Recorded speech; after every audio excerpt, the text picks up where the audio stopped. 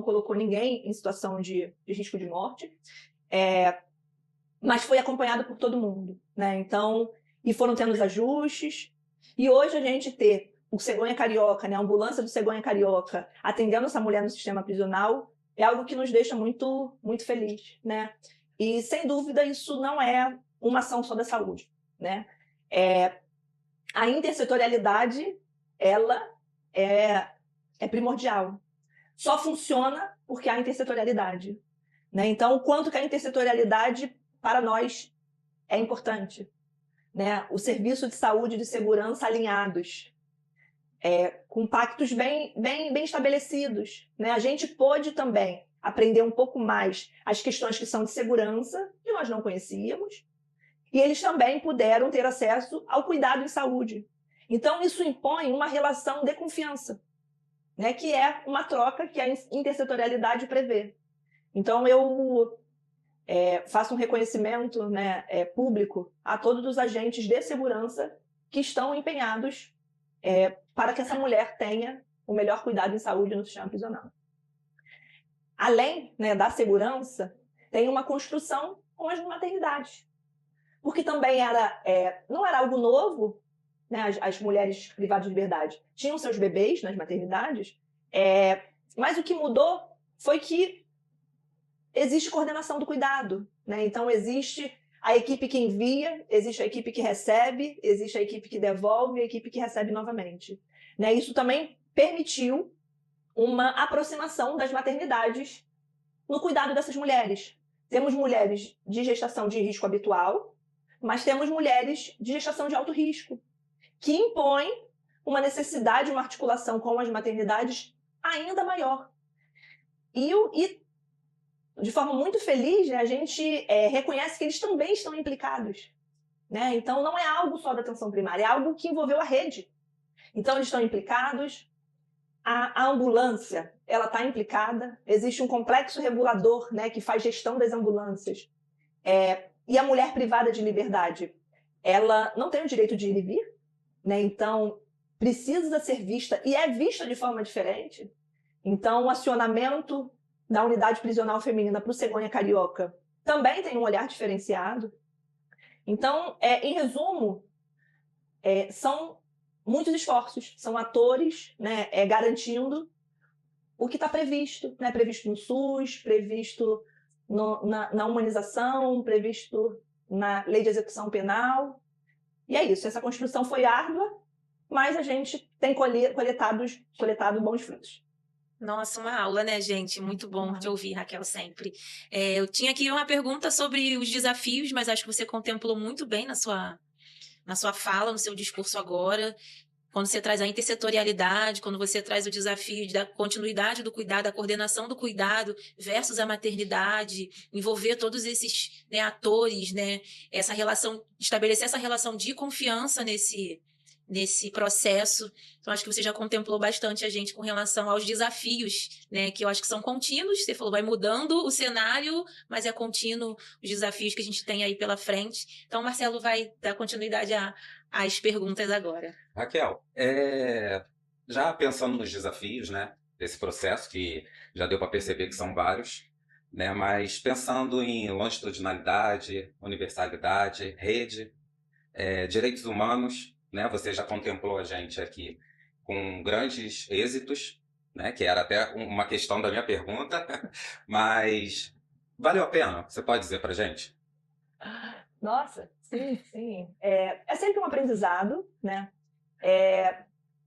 O SUS é uma das políticas públicas mais inclusiva, se não a mais inclusiva, né? Isso também traz alguns desafios. O SUS é elemento de cidadania, né? Então esse é o ponto. A gente precisa enxergar o SUS como além de ações e serviços de saúde, né? Porque ações e serviços de saúde são essenciais, mas do ponto de vista do direito humano, né, da dignidade humana, é isso que o SUS garante. Então, a atenção primária ela é além de ações e serviços de saúde. Para a gente investir mudança na nossa sociedade, a gente tem que, inclusive, pensar a forma de nascer, mudar a forma de nascer, né? E espera-se que a partir dessa experiência humanizada, né, que é tão único na vida de cada mulher, que isso seja também um elemento de mudança para ela, né, de quanto que política pública não faz a distinção entre pessoas, né? A universalidade prevê isso, prevê o direito a todos. Então, que o cegonha carioca, dentro do sistema prisional, seja um princípio doutrinário do SUS, que é a inclusão de todos, né? E não exclusão por algum fator individual. Na verdade, você já contemplou a gente aí com essa aula, né? E eu queria... Que importante, né? Queria Que pedir potente, né? Com esse certeza. tema. Queria ver com você quais seriam esses próximos passos hoje para essas equipes, para o programa. Bem, a política pública intersetorial, ela precisa de permanente investimento, né? Então, assim como a Secretaria Municipal de Saúde tem garantido e a administração penitenciária tem garantido, eu não diria o próximo passo, eu diria que o passo constante é a gente ter essa articulação, essa diretriz bem estabelecida, né? Como política pública. Então, o próximo passo, eu diria, é investimento na consolidação dessa política, né?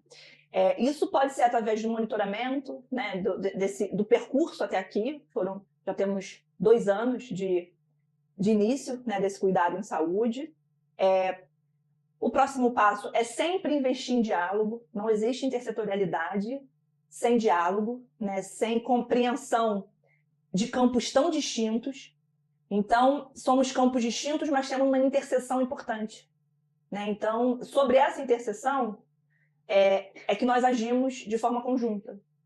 Então, eu diria que o próximo passo é esse, é a manutenção do diálogo, a manutenção do compromisso, da responsabilidade.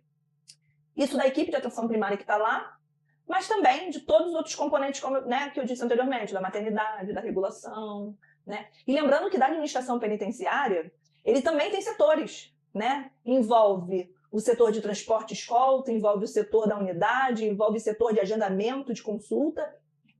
São muitas pessoas, são muitos atores envolvidos em uma grande ação, né? E a atenção primária prisional, né, junto do cegonha carioca, eu acredito sinceramente que muda a forma de lidar com a maternidade, né? Isso muda a forma com que essas crianças crescerão, né? Com que essas mulheres também recebem esse respeito do serviço público. Importante. Antônio? Raquel, a gente percebeu que você citou várias esferas, né, acoplada a esse papel da gestão, né, que você ocupa, principalmente nessa formação que você citou de 2 anos da Rede Aline, né, você leva essa novidade, né, essa criação. Então a gente entende que são desafios, desde a formação das equipes que você falou do início, até a formação da Rede Aline. Visada toda essa informação, essa aula que você deu pra gente, né, aqui. Qual experiência você leva, não só para você, mas para os gestores do SUS, e qual conselho você traria, né, para nós, para enriquecer, para a gente levar até não só para nós, né, que estamos nesse papel, mas também para os gestores de todo o SUS, do Rio de Janeiro, né, em si. A atenção primária é uma política nobre, mas ela é desafiadora, né? Na realidade do município, é a atuação de uma outra instância do Poder Executivo, né, que é a Prefeitura, dentro de um equipamento que é do Estado. Então, estou trazendo assim, os desafios que são inerentes a essa política, né? Mas ela é nobre e desafiadora, né? Garantia de direito dentro do cárcere é nobre e desafiador. Então, quando a gente olha o SUS como esse garantidor de direito, isso faz sentido. Isso faz sentido para o gestor, isso faz sentido para quem está na assistência. O profissional da assistência, né, ele chega muito voltado para as questões assistenciais, técnicas. Mas ele também vai mudando o olhar dele sobre aquele cenário, né? Não é uma realidade da grande parcela da população. Então, aquele profissional de saúde, ele leva além de saúde. Ele leva respeito, ele leva dignidade, ele leva expectativa de vida futura, né? Então, não é sobre romantizar a dureza que é o sistema prisional, né? Não é sobre isso. E nem muito menos esquecer a vulnerabilidade social, as iniquidades que levam grande parcela da população ao sistema prisional, né? Mas isso muda, isso transforma quem está ali, né, dentro da unidade prisional cuidando dessas pessoas, isso transforma quem organiza o cuidado em saúde. No final das contas, Antônio, eu diria que é uma grande transformação. Ninguém sai como entrou, né? Muitos têm a oportunidade de uma reflexão para além da saúde. É uma reflexão da vida, né? E aí eu volto no valor que o SUS tem sobre isso.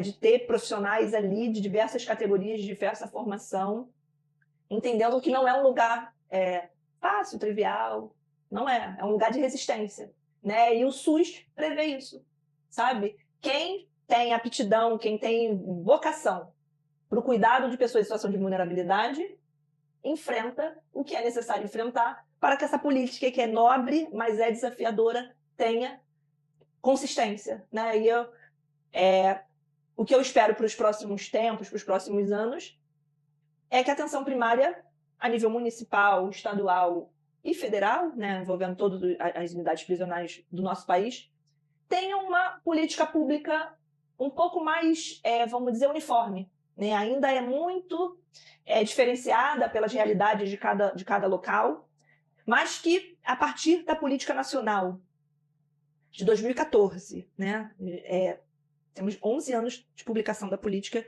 e ainda não nos encontramos no cenário ideal, mas que possa ser um norteador para que o nosso país seja menos injusto, seja menos segregador, né? Que, na verdade, torne o SUS como uma política de inclusão, né? Então, esse é o meu conselho, não sei se a palavra seria conselho, mas esse seria um grande desejo, sonho que a gente pudesse estar nas próximas gerações com uma sociedade mais justa, mais igualitária. Nossa, que aula. Sempre muito bom. Dá vontade de ficar aqui ouvindo de verdade. É apaixonante, né? A gente vai... Quando tem paixão pelo que faz, né? Brilho no olhar, não tem jeito. E quando tem brilho no olhar, faz tudo valer a pena. E a gente te agradece, Raquel, pela sua disponibilidade de estar aqui conversando com a gente sobre isso, de estar nos ensinando, que estar contigo falando sobre atenção primária, prisional, né? Nesse caso, é sempre muito aprendizado.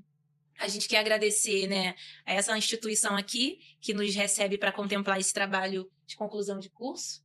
Nossos colegas que estão ali nos bastidores colocaram toda essa estrutura aqui para a gente. Agradecer aos nossos colegas, né, que estão lá também, cada um envolvido no seu projeto de conclusão de curso, entregando dentro da disciplina de metodologia da professora Jaqueline, cada produto um mais lindo que o outro.